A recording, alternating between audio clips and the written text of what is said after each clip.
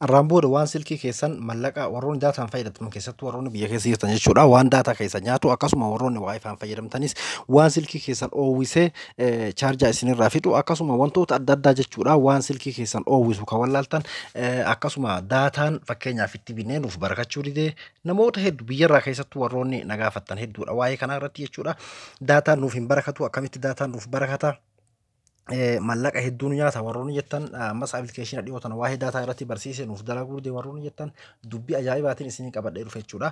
Waan moobaayila keessanirra jiru hunda isaa mana hidhaatiin naqxanii guututti moobaayila keessan harka deeffattanii abbaa feetan jechuudha. Mana hidhaa keessaa isintu gabbaasa malee guutuu mana hidhaa keessa waan isinii kaahuun isinii qabadhee dhufe jechuudha. Appilikeeshina kana amata lama dura itti fayyadamaatiin ture. Ammoo amata lama boodaniin dhabe jechuudha. Pileesoorii irraa dhoorkaadha biyyoota hedduu keessatti hin dalagu jechuudha. Kanaafuu anammoo teelegiraama kiyya jala keessan isiniif kaayaa biyya feetan keessatti akka dalaguutti isiniif kaayaa akkasuma YouTube channel viidiyoon amma waraabuu jiru kana jalaa isin argattan jechuudha. Warroonni ammoo teelegiraamni kee nuuf dalaguu didee yookiin ammoo nuuf seenuu didee akkamitti arganna liinkii tuunee bakka biraa nu geessa warroonni jettan teelegiraamumarra seentanii jechuudha. Eega teelegiraam irra seentanii booda iddoo sarchi jedhu ka gubbaa kanarrani tuuxanii eega sarchii kanarratti tuuxanii booda maal katabdanii qubee kana katabdan jettaniiti abduu appii jettanii bifa kanaan katabdan jechuudha teelegiraama kiyya. Inumaahu liinkii maa'uun barbaadinaa teelegiraamuma irra seentanii haaluma kanaan katabdan. Eega akkasii katabdanii booda sarchi gootanii jalqaba irratti isiniif dhufa kunoo kufutoo kiyya qabu kun jechuudha. Nama gara 1,000 argachuuf deemaa jechuudha. Achi booda liinkii irratti wanta kiyya irratti gattuuxanii eega gattuuxanii booda jala kana jooyin ta'etu jira jechuudha. Fakkeenyaaf inni akkamitti isinii fida jalqaba jooyin ta'etu isinii fida jala kanarratti jechuudha. Jooyin godhuu hin dagatinaa jechuudha. Fakkeenyaaf abduu haala kanaan jooyin ta'etu tajalaa sana jechuudha tuquu hin dagatinaa. Namoonni gariin seentaniitumaan laaltanii keessaa baatan akkasumas osoo hin taane jooyin ta'etu tana tuqaatii maamila ta'a appilikeeshinoota garaagaraa appilikeeshina isin pileestoorii irraa arganne kan mallaqaan bitamu hunda isaa asirra isinii kaayaa waan ta'eef baay'ee tokko isin fayyada jechuudha. Haala ammaan katabe kanaan katabnaan teelegiraama keenya argattan jechuudha.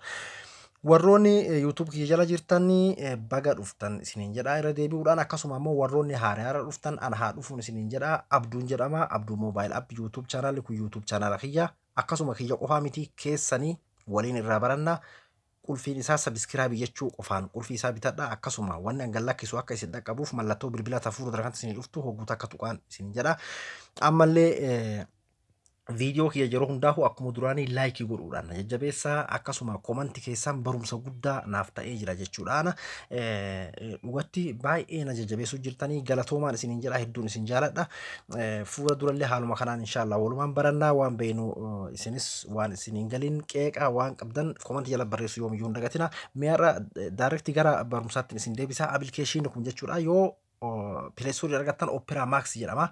Yoo argattan achirraas buufachuu ni dandeessanii. Appilikeeshinii jalqaba irratti haala kanaan isinii dhufa jechuudha. Yeroo inni haala kanaan isinii dhufe iddoo neekis jalaa sana tuuxaniiti haala kanaa asii isin fida eegin asii isin fide booda ammallee neekis jalaa sana jechuudha. Iddoo kana tuuxanii eegas tuuxanii booda koontinii agrii inda koontinii ta'etu jala kana jira isii tanarratti tuuxan jechuudha. Hogguu isii irratti tuuxan isiniif banaa jechuudha. Hogguu isinii bane haala kanaan isinii dhufa jechuudha. Amma ogguun haala kanaan isinii dhufe karaa lamaan dalagaa eegalchiisuu dandeessan jechuudha.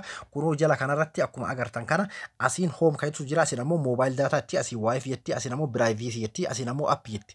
Isaan kun shananuu isin agarsiisa jechuudha. Fakkeenyaaf dalagaa eegalchiisuudhaaf iddoo kanarratti illee tuuxanii dalagaa eegalchiisuu ni dandeessanii ammoo gubbaa kana sarara gubbaa kanarraa ni tuuxanii eega sarara gubbaa kanarra tuuxanii booda bakka tana tuuxan jechuudha hojii eegalchiisuudhaaf eega haala kanaan anammoo fakkeenyaaf waan itti fayyadamee jiruuf konneektii naa ta'e gubbaa kanarratti waan akka qulfii takka baasee jechuudha. Amma naa hidhee jira garuu guututti karaa itti hidhannuutu jira. Isin ammoo ookee isin gaafataa ookee jala kanarratti tuuxanii jechuudha. Eega haala sanii hidhattanii booda akka guututti isinii dalaguu fi siitingii ta'e tonarratti ni tuuxanii eega siitingii tanarratti tuuxanii bakki kun jechuudha cufaa taatee dhufti. Haala kanaan isinii dhufti isarra gattuuxaniiti. Gara appilikeeshinaatti isin erga. Appilikeeshina hogguu jedhu gara siitingiitti isin erga. Siitingii keessaa banii fi hayyama kenniifi jedha. Bakka kana qaceellotti qalbifadhaa odoo asin banne isiniif hin dalagu. Asirratti hogguu tuuxan gara siitingiitti isin erga. Bakka diimtuu shir jettu akka isin geessa. Iddoo diimtuu irratti ookee gootaniiti siitingii keessa seentanii Opera Max ka jedhu irra gattuuxaniiti bantaniif jechuudha. Siitingii bantaniif achi booda of duuba deebitanii eega fuutuba deebitanii arma dhuftanii booda amma maali ka itti aanu appii ta'e irratti tuuxan jechuudha. Iddoo appii jettu irratti eega tuuxanii booda haala kanaan isinii dhufa jechuudha. Mee amma ani eega iddoo appii jettu irratti tuuxanii booda as isinii dhufa jechuudha. As amma mana hidhaa afurtu jira. Arma seefing jetti bakka kanaan jechuudha. Ni agartan jetti yaada seefing jetti.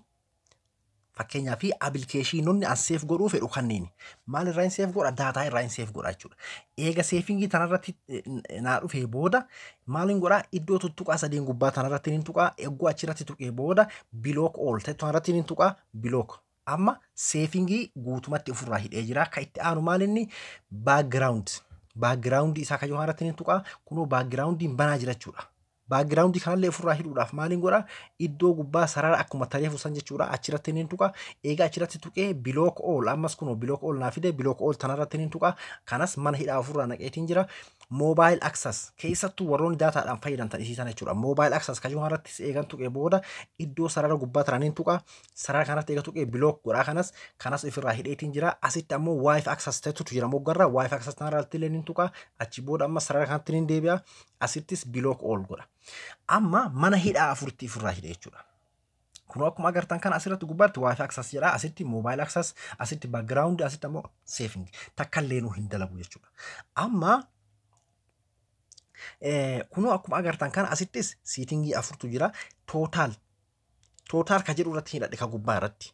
Kanaafuu amma maalinni amma eega haala kanaan as keessaa hidhattanii jirtanii booda dalagaa akka eegaluuf maal gootanii jala kana jechuudha. Yoo daataa taate daataa ka jedhu kanarratti tuuxan jechuudha haala kanaan.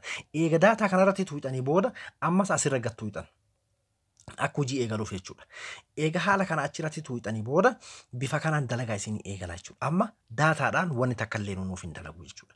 Mee amma fakkeenyaaf ziis maziteetu irratti ammas oguu takka achi tuuxaniiti aappilikeeshina hunda isaa mana hidhaa naquudhaaf asni tuuxanii eega achi tuuxanii booda sarara xixiqqoo jalaa tana xiqqa shoora harkiftanii jala kana jirti kunoo sarara xixiqqoo tananii tuuxanii achi tuuxaniiti bakka tanarratti jechuudha saaxina tanarratti okee gootanii oguu gootan aappilikeeshinni hundi isaatu kunoo bifa agartan kanaan akkuma agartan kanatti kunoo no daataa jedhetiin guututti hidhamee jira jechuudha. Guutumatti hidhamee jira jechuudha. Kanaafuu amma fakkeenyaaf waayifaan fayyadamutti jira waan ta'eef waayifaa irratti hin tuqaa eega achirraa hiitan garuu wanti takkattiin isin dagachuu hin qabne waayifaa ka jedhu kana yoo waayifaa irraa ofirraa hidhuu feetan waayifaa ka jedhu kanarratti tuuxaniiti achi booda iddoo kanarratti tuquu hin dagatina. Maalinni suni hidhaa hiitan kana hayyama kennuufi jechuudha. Baay'ee tokko aappilikeeshinii kun hedduu naaf ta'e daataa qofaafi miti. Fakkeenyaaf amma eega haala kanaan godhe aappilikeeshinii asirra jiru tokkollee nuu hin dalagu jechuudha.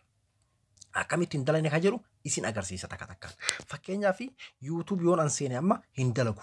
Kunoo haala kanaan hogguu YouTube irratti gad tuqe hidhaa jiraachuu isaan agarsiisa. Kunoo haala kanaan jechuudha. Yoo YouTubein fakkeenyaaf akka isinitti hin baramne feetan keep blocking jettu irratti ni tuuxanii hin jiru networkiin hin jiru barbaadee networkiin hin jiru jedhee akka waan cufaa jirutti isinii fida jechuudha. Gonkumaa akkanumatti kunoo akkuma agartan kana networkiin hin jiru jedhee nuu fida kunoo.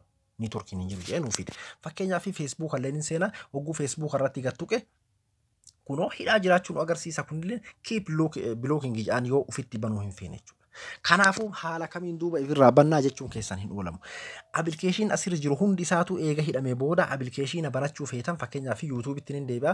Eega YouTube irratti akkana gad tuqee booda yeroo gad tuqin hundaa'uu hayyama nu gaafata. Amma YouTube yoo hayyama kennuufii fedhe allow ka jedhu kanarratti hin tuqaa jechuudha. Ifaami isiniif YouTube seenee allow tattu kanarratti hin tuqaa jechuudha. Yookiin ammoo yoo aappilikeeshina asirra jiru keessaa mana hidhaatii baasuu barbaanne isa keessa seenneeti. Eega isa keessa seenne booda jala kana jechuudha akkan daganne appii ta'e tammoo gara jirtu tanarratti ni tuqina.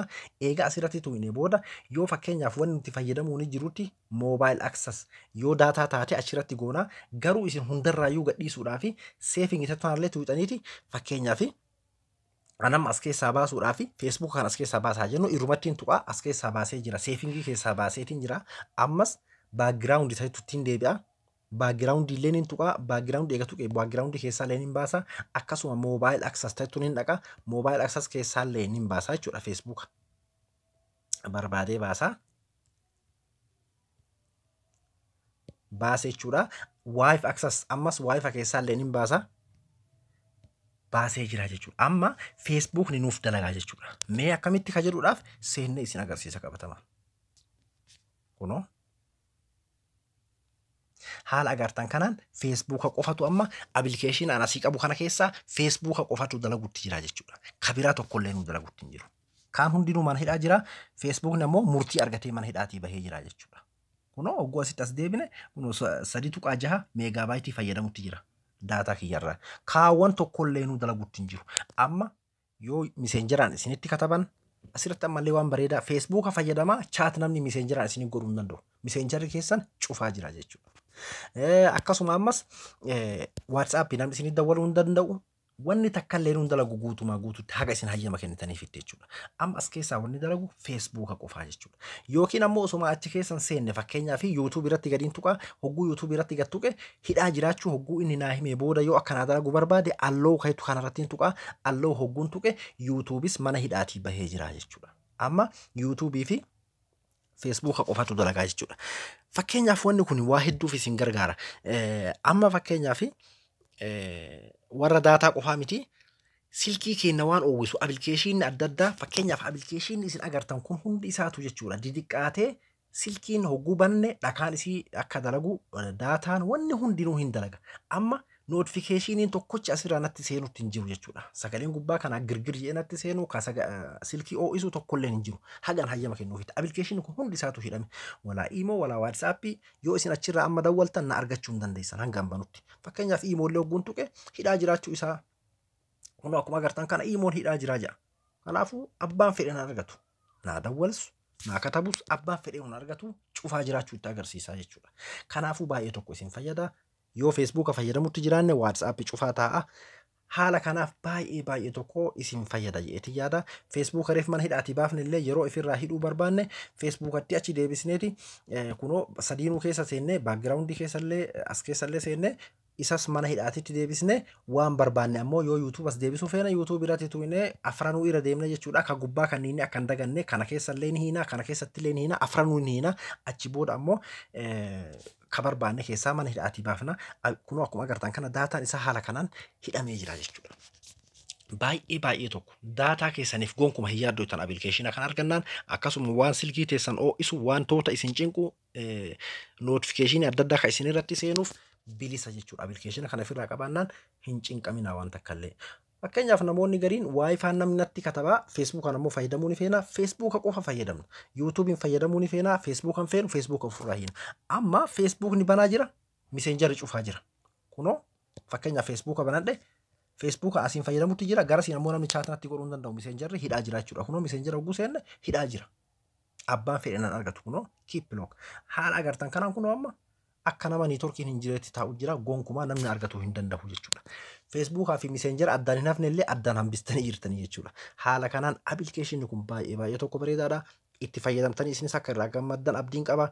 Yeroo jalqaba seentan qofa karaa amma isin hin jedhisaniin banadha. Siitingii san bantaniif malee guututti isiniif hin dalagu. Bakka sawwan jabeessee isinii himuuf booda akka nuuf dalaguu dide hin jennee fi eega gubbaa kanarra tuuxanii booda jechuudha. Gubbaa sanirra eega tuuxan booda siitingii tana tuuxaniiti tun cufaa taatee dhuftii isii irratti hogguu tuuxan gara siitingiitti isin ergaa katabbii diimtuu shiriyatu takka dhufaa katabbii sanirratti ookee gootaniiti siitingii keessan keessaa Opera Max ka jedhu tuuxanii irratti oon gootaniif jechuudha siitingii isaa. Haala saniin application baay'ee bareedaa tokko yoo bakka takkatti mana hidhaatii baasuu feetanillee seefigii ka jedhu kanarratti eega tuuxanii booda ka kunoo guututti mana hidhaa keessa jiru kana keessaa baasuu hogguu barbaaddan iddoo tana tuuxaniiti jechuudha. Kunoo unblock guutumatti mana hidhaatii baasuu amma kunoo hundi isaatu bahee jira. Kunoo akkuma agartan kana ceekaa nu agarsiisu jira qalama magariisa nu agarsiisu jira. Background ta'an irratti illee ni tuuxanii iddoo background yookaan eega tuuxanii booda sarara gubbaa sadiin kana ni tuuxanii unblock. Ammas ka itti aanullee mobile access ka jiru kana ni tuuxanii achi booda sarara gubbaa sadiin kana ni tuuxanii eega sarara gubbaa sadiin kana tuuxanii unblock. Ammas ka itti aanu Wi-Fi access kanas ni tuuxanii eega achi tuuxanii booda sarara gubbaa kana ni tuuxanii unblock. Hundi isaatu mana hidhaatii bahee jira jechuudha. Guutuutti irraa dhaabuudhaaf maal gootanii akka hin dalayne godhuudhaaf iddoo sarara kana ni tuuxanii waan biraa xaaxaa tokkollee hin qabu isima tana tuuxan. Kunoo diimatte jechuudha. Amma akka waan silkii haaraa banadheetti kunoon akkuma agartan kana notifiikeeshinii adda addaan irratti seenuu jirti jechuudha. Akka waan amma banadheetti daataan amma warri duraan waayifaan feesbuukaan waatsaappii maaliin narra seenaa ture hundi isaatu haala kanaan ganna dhufu. Keessattuu warroonni guruupiin adda addaa isin rakkisee waayifaan isin rakkisee telegiraamni isin rakkisee waatsaappii fi telegiraama vaayibar isin rakkisee haala kanaan abilikeeshina barbaadan ofirraa mana hidhaatii darba akka abilikeeshina dhiyoosan jechuudha. Cinaa isiniif hin didu abilikeeshinni kun hedduu murteessaadha silkii teessaniif.